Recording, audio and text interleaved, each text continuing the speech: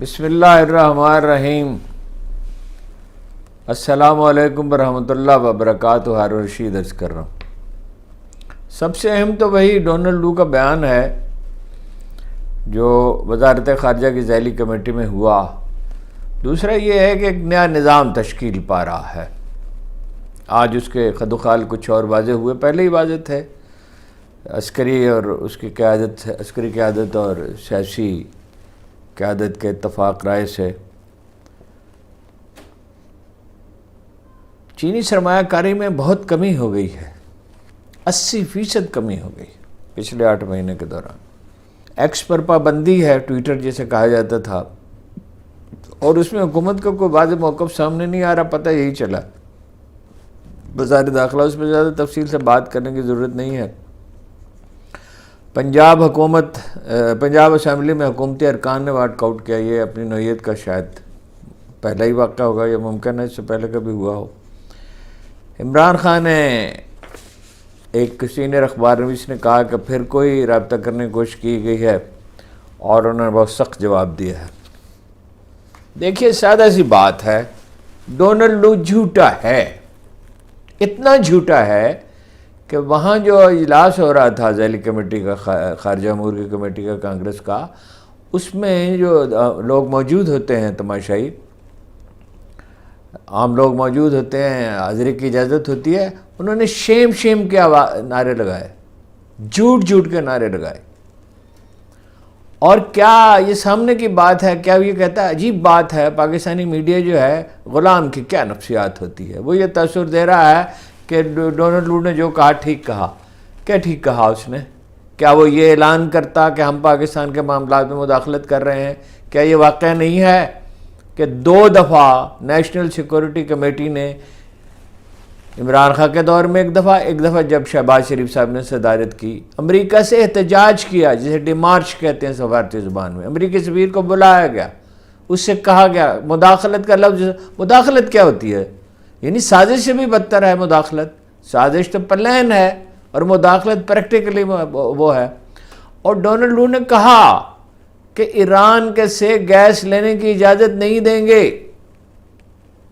چین کے ساتھ قرضوں پہ بھی اعتراض کیا، اور بھی کئی چیزیں اس نے کہیں، میں وہ دیکھتا ہوں، واضح کرتا ہوں۔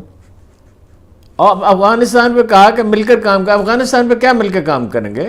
افغانستان میں امریکہ کے مفادات اور ہیں، پاکستان کے اور ہیں، اور کیا تعلقات ہیں جی پاکستان کے ساتھ؟ یعنی انڈیا گیس لے رہا ہے ایران سے، روس سے تیل رہا ہے، چین سے بڑے پیمانے کی تجارت کر رہا ہے۔ ہم سے یہ کہا جا رہا ہے کہ چین کے ساتھ تعلقات محدود رکھیں، ایران سے آپ گیس نہیں لے سکتے، روس سے تیل نہیں لے سکتے۔ ایرانی گیس کا مطلب کیا ہے؟ ایرانی گیس کا مطلب ہے کہ فوراً آپ کی انڈسٹری زندہ ہو جائے اور بڑی حد تک تلافی ہو جائے۔ وہ گیس تو آدھی سے بھی کم قیمت پر پڑے گی اور نہایت تیزی کے ساتھ ملے گی۔ اس کو روکنے سے امریکہ کو حاصل کیا ہے؟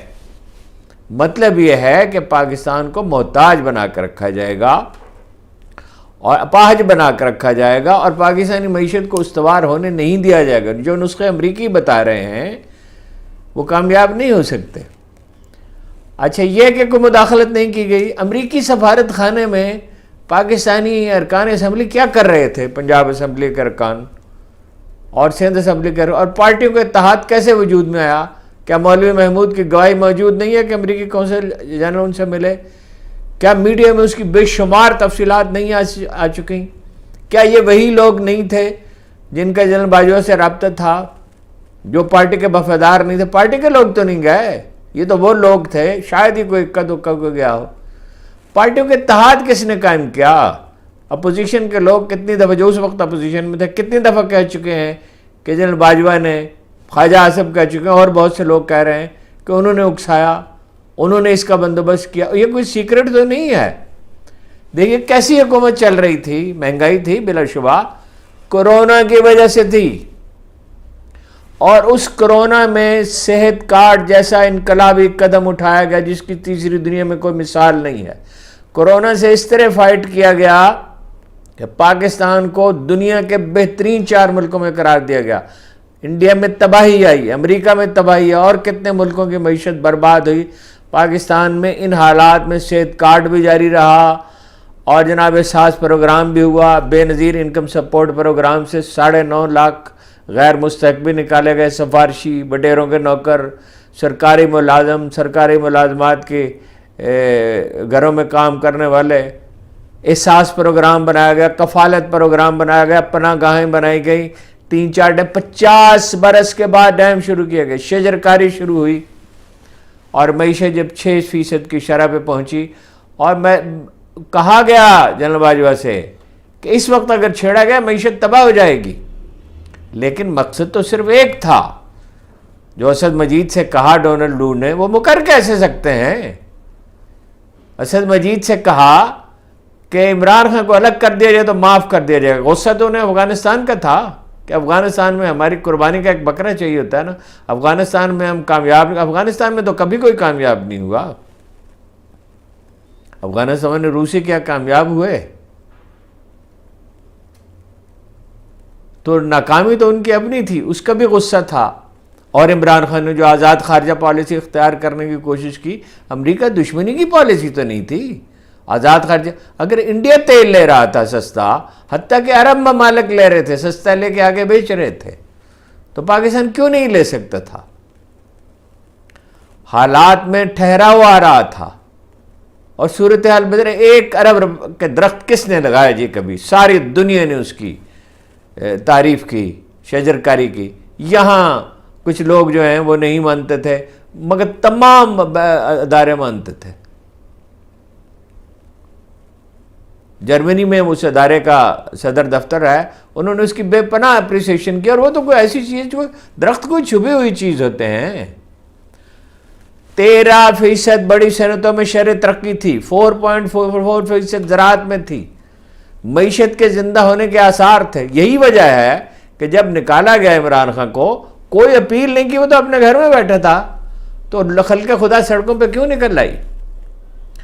اور اس سے بھی بڑی دلیل یہ ہے کہ 2022 کے الیکشن میں 3/4 اکثریت اس نے کیسے حاصل کر لی. حکومت تو شہباز شریف کی تھی اور ان کے صاحبزادے کی تھی. اب دیکھیے دوسرا پہلو اس کا یہ ہے کہ خواجہ آصف صاحب فرماتے ہیں، جو مشاہد حسین نے کہا تھا، ہائیبرڈ پلس نظام، کہتے ہیں کہ اب عسکری قیادت، سیاسی قیادت، عدلیہ اور میڈیا. یہ لطیفہ کبھی ہم نے سنا نہیں، کبھی تاریخ میں پڑھا نہیں کہ یہ ان اداروں کا اتفاق رہے ہو. عدلیہ کا کام تو ہے مقدمات کا فیصلہ کرنا، حکومت غلط کرے یا کوئی انڈیویجولز غلط کرے اس کو روکنا. اور میڈیا کا تو کام ہے نگرانی. کہ ان کے اتحاد سے یہ آخری امید ہے. یہ آخری امید کی عجیب اصطلاح ہے. کس سے آخری امید ہے؟ بتوں سے تجھ کو امیدیں اور خدا سے نو امیدی. پہلی امید بھی اللہ سے ہوتی ہے، آخری امید بھی اللہ سے ہوتی ہے. سادہ الفاظ میں اس کو یوں بیان کیا جا سکتا ہے کہ قدرت کا ایک نظام ہے، قدرت کے قوانین ہیں. جہاں لوگ خوش دلی سے پارٹیسپیٹ کریں گے، جہاں امن ہوگا، جہاں استحکام ہوگا، جہاں مواقع ہوں گے، جہاں انوویشن ہوگی، جہاں صنعت کاری ہوگی، جہاں معیشت ہمیشہ جدید ہوتی ہے. اخلاقیات ہمیشہ ازل سے ایک ہی چلی آتی ہے کہ آدمی سچ بولے، امانت داری کا مظاہرہ کرے، اپنے فرائض ادا کرے، اپنے پڑوسی کا خیال رکھے، لوگوں کے ساتھ نرمی کرے. وہ تو اخلاقی اصول سب کو معلوم ہے. اور یہ بھی کہ کسی سیکولر مفکر نے کبھی کوئی اخلاقی اصول نہیں دیا. اخلاقی اصول مذہب سے. معیشت جدید ہوتی ہے. کیا کیا نواز شریف صاحب نے اپنی 3-4 بار کی حکومت میں؟ آئی ٹی کے لیے کیا کیا؟ آرٹیفیشل انٹیلیجنس کے لیے کیا کیا؟ صنعت کاری کے لیے کیا کیا؟ اس کے لیے دوسری اپنی صنعتوں کے لیے کیا کیا؟ تو وہ کوئی ابتدائی اقدامات کیے جا رہے تھے اور سنبھلنے کا وقت آ گیا تھا، اسی لیے لوگ اٹھے. اب وہ کہتے ہیں کہ مل ملا کے سب کر لیں. بھائی 70% لوگوں کو ناراض کر کے، صرف ناراض نہیں، برہم ہیں لوگ، برہم، ان کو ناراض کر کے.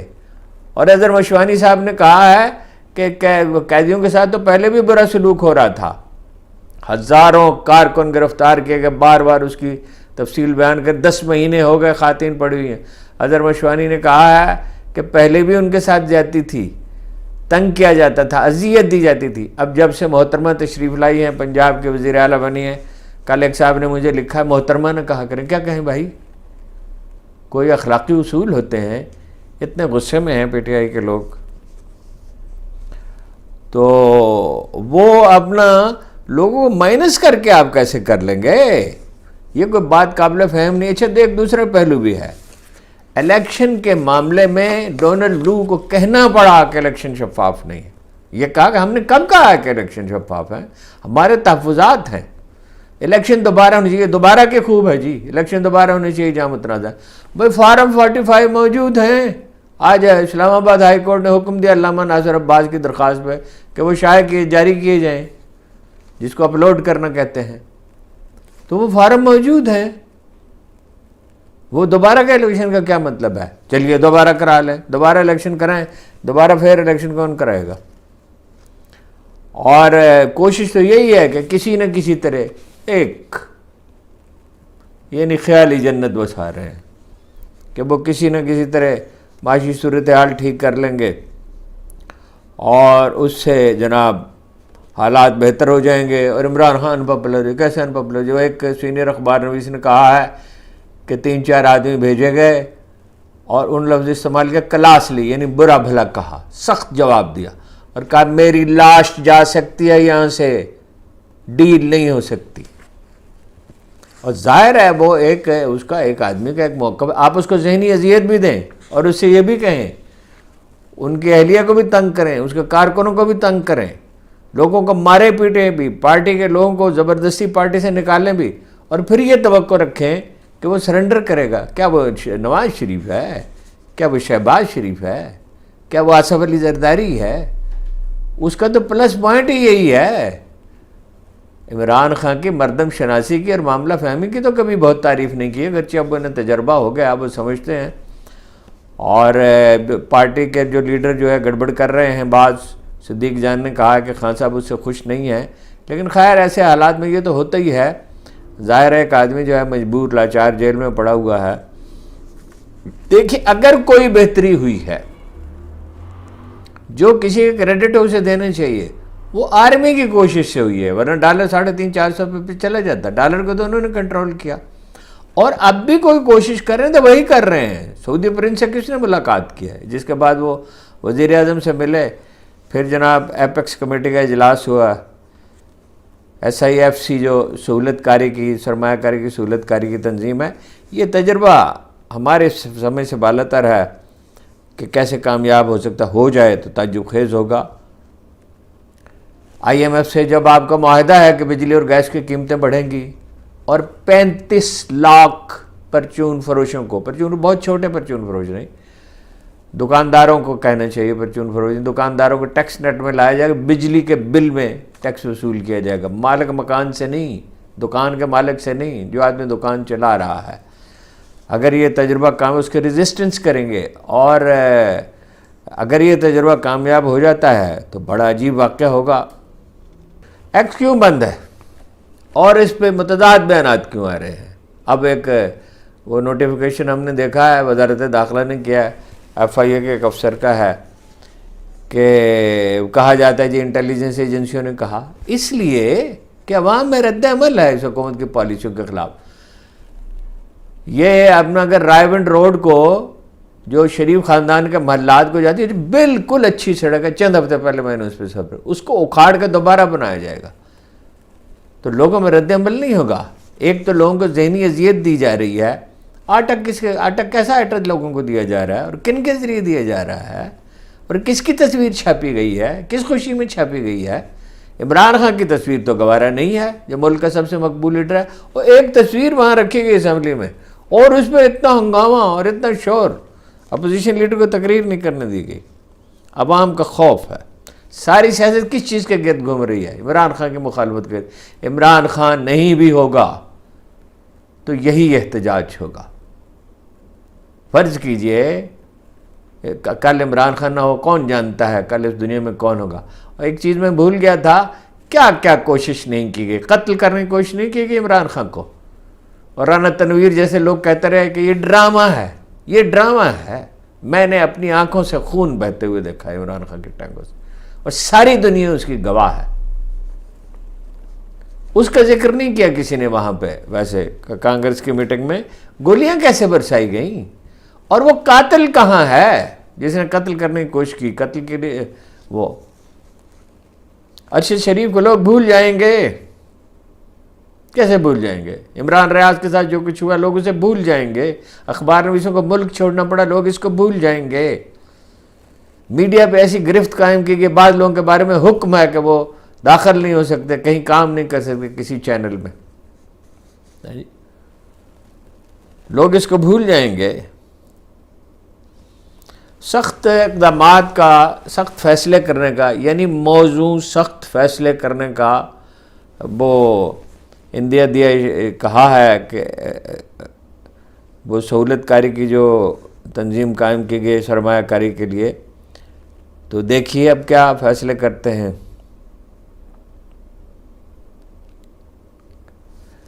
ایک پہلو دلچسپ یہ چھوٹا سا نکتہ ہے لیکن اہم ہے. کوئی سائفر ہے ہی نہیں، یہ کہا جاتا ہے سائفر ہے ہی نہیں، تو شاہ محمود کو اور عمران کو سزا کس چیز پہ دی گئی؟ کوئی سائفر تھا ہی نہیں. اور محترمہ نے فرمایا تھا، محترمہ مریم نواز نے، کہ اب حکومتیں ہمیں سائفر نہیں بھیجیں گی، حکومتیں اب ہمیں سائفر نہیں بھیجیں گی. یہی نہیں معلوم کہ سائفر بھیجتا کون ہے. ایک چھوٹی سی خبر ہے، مجھے اس نے میری توجہ مبذول کی. اپنا بیرسٹر سلمان صفدر صاحب نے کہا عید سے پہلے عمران خان گھر پہنچے گے. میری سمجھ میں نہیں آتا اس خوش فہمی کی وجہ کیا ہے. کوئی ایک دلچسپ فکرہ انہوں نے کہا ہے، جیسے وہ ہمیشہ کہتے ہیں شیر افضل مربت، کہ شاہد افریدی نے ساری زندگی میں اتنے رنس نہیں بنائے جتنی ایک دن میں گالیاں کھیں. جو انہوں نے کہا کہ 9 مئی کے واقعات میں کپتان سمیت جو بھی لوگ ملوث ہیں انہیں سزا دی جائے. شاہد افریدی صاحب کا حال جو ہے وہ مرحوم عبدالستار ایدھی کی طرح ہے. میں نے ایک دفعہ عمران خان سے کہا اس کو لے آؤ، کرکٹ تو اس کی ختم ہو رہی ہے. اس نے کہا آپ کو اندازہ نہیں ہے وہ کتنی غیر محتاط گفتگو کرتے ہیں، بغیر سوچے سمجھے بغیر. تو آپ کو کیا پڑی ہے شاہد افریدی صاحب سیاست پہ گفتگو کرنے کی؟ پی ٹی آئی تو خود کہتی ہے جو لوگ قصوروار ہیں انہیں سزا دی جائے. آپ کو بیان دینے کی ضرورت کیا پڑی ہے اس پہ؟ ایک سرکاری رکن نے ذوالفقار شاہ نے پنجاب اسمبلی کے اجلاس میں بہت شدید احتجاج کیا کہ اعداد و شمار کی کثرت سے بھرمار سے، یہ خلاصہ ہے ان کے الفاظ کا، ہمیں کنفیوز کرنے کی کوشش کی جا رہی ہے. ہمیں بتایا جائے، سمجھایا جائے کہ اصل معاملہ کیا ہے. اعداد و شمار کے اس سے کچھ نہیں ہوگا. بیرسٹر شہزاد اکبر نے انہوں نے اشارہ کیا تھا خواجہ اعظم نے کہ مجھے وہ دھمکی دی جنرل باجوہ نے. انہوں نے بیرسٹر شہزاد اکبر نے کہا صرف دھمکی نہیں دی، گالیاں بھی دی. خدا جانے گالیاں کا بھی ہم نے سنا تو نہیں تھا اس سے پہلے. آپ کے یہ تو خبر آپ دیکھ ہی چکے، چودھری پرویز الہی جو ہے وہ گر گئے اور بہت زخم آئے ہیں. میں نے اس کی تفصیل معلوم کرنے کی کوشش کی. 4 زخم ہیں پسلیوں پر، سر پہ چوٹ ہے، ماتھے پہ چوٹ ہے، بائیں بازو پر چوٹ ہے، چھاتی کے دائیں حصے پر چوٹ ہے، ایک گھٹنے پر بھی چوٹ ہے. 2 ہفتے آرام کا مشورہ دیا ہے. کوئی خدا کا خوف ہوتا تو رہا کرتے، انہیں کسی اچھے اسپتال میں بھیجتے. اسد مجید صاحب خاموش ہیں. یہ بحث ہو رہی ہے جنہوں نے سائفر بھیجا تھا. ظاہر ہے کہ کیوں خاموش ہیں، اس پہ کیا عرض کرنے کی ضرورت ہے. حماد اظہر کو الیکشن لڑنے کی ضمنی الیکشن ہو رہا ہے لاہور میں، اس کی اجازت نہیں دی گئی. سپریم کورٹ کا فیصلہ موجود ہے لیکن عدالتوں کے فیصلوں کی کس کو پرواہ ہے. سلمان اکمل راجہ نے سوال اٹھایا ہے کہ 1973 کا آئین یہ کہتا ہے کہ کوئی سرکاری افسر جج نہیں ہو سکتا، تو کرنل جج کیسے ہو سکتا؟ مراد ہے فوجی عدالتوں سے. لیکن یہ معاملہ تو اب پڑا ہوا ہے، سپریم کورٹ میں وہ فیصلہ کرے گی. 44 کروڑ روپے کی دالیں برآمد کی. یہ زرعی ملک ہے، یہ ہماری حکومتوں کی کارکردگی ہے. نہ اپنی گندم اگا سکتے ہیں، نہ اپنے لیے کوکنگ آئل پیدا کر سکتے ہیں، نہ دالیں اگا سکتے ہیں. وزیر اعظم کی ملاقات ہوئی ہے، ظاہر آپ سن ہی چکے ہوں گے. دورہ سعودی عرب کے بعد انہیں اعتماد میں لیا گیا ہے اور ظاہر ہے اس میں افغانستان کے ساتھ تعلقات کی کشیدگی اور دہشت گردی اور معاشی بحالی جو ہے وہی زیر بحث آئے ہیں زیادہ تر۔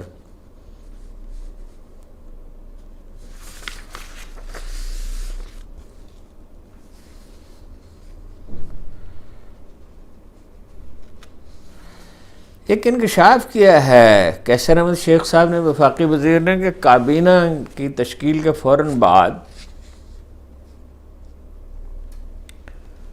وزراء کی عسکری قیادت سے ملاقات کی گئی اور وہ پرعزم نظر آئے اقتصادی ترقی کے لیے۔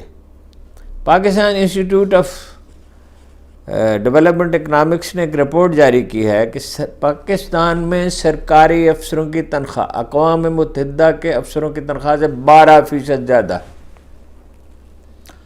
اور مکانات کا پنجاب کا تو میں نے عرض کیا تھا، اسلام آباد کا انہوں نے کہا 864 ایکڑ پر پھیلے ہوئے مکانات ہیں، بڑے بڑے مکانات ہیں، اور یہ ان کی مالیت ہے 1750 ارب روپے، 1.25 خرب روپے، اور اگر یہ سالانہ کرائے پر دے دیے جائیں تو 13-14 روپے آمدن ہو سکتی۔ میرا یہ خیال ہے کہ 864 ایکڑ پر اگر کمرشل تعمیرات ہوں جتنی ہو سکتی ہیں، ظاہر ہے کچھ علاقہ خالی چھوڑنا پڑے گا، تو یہ 1750 ارب کے نہیں، یہ 5000 ارب روپے کی جگہ ہو سکتی ہے۔ عمران خان صاحب نے کہا ہے کہ مولانا فضل الرحمان سمیت اور شیخ رشید سمیت سبھی کو دعوت دی جائے، جو اسلام آباد میں احتجاجی اجلاس ہونے والا ہے، اور اب نہیں معلوم کون کون شریک ہوگا، اور یہ کہا ہے کہ احتجاج جاری رہے گا جب تک عوامی مینڈیٹ کو تسلیم نہیں کیا جاتا۔